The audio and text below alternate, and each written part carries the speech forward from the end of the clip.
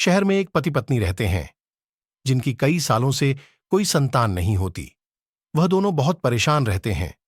पत्नी बहुत उदास रहती है और घर में बहुत मायूस बैठे रहती हैं।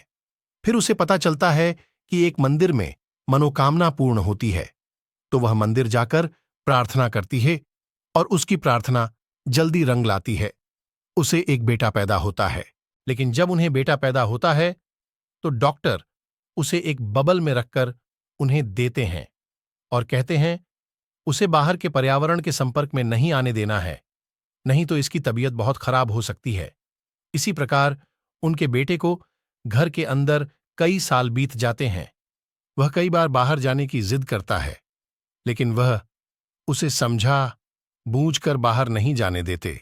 वह खिड़की से बाहर देखता है तो उसे बाहर का बहुत अच्छा दृश्य दिखाई देता है और वह सोचता है कि काश कोई मुझे बाहर ले जाता, और वह घर के कोने में उदास होकर बैठ जाता है। तभी पड़ोस की एक लड़की घर का दरवाजा खोलकर अंदर आ जाती है। उस दिन घर पर उसके माता पिता नहीं रहते। वह उससे पूछती है, तुम यहां कब से रहते हो? मैंने तो तुम्हें आज तक नहीं देखा। वह उसे सारी बात बताता है और लड़की उसे बाहर ले जाती है और दोनों साथ में बाहर खेलने लगते हैं। लेकिन तभी उसके माता पिता आ जाते हैं और लड़का खुशी से नाचता हुआ कहता है कि देखो मम्मी पापा, मुझे कुछ नहीं हुआ। तभी उसके मम्मी पापा बताते हैं कि बेटा, हमने तुझे झूठ बोला था। हम तुमसे बहुत प्यार करते हैं।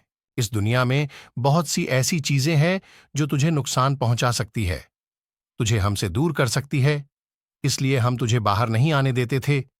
यह सुनकर बेटा बोलता है, मम्मी, मैं अच्छे से रहूंगा, आपको चिंता करने की जरूरत नहीं है। माता पिता भी खुशी खुशी उसे इजाजत दे देते हैं और सब खुशी खुशी रहने लगते हैं।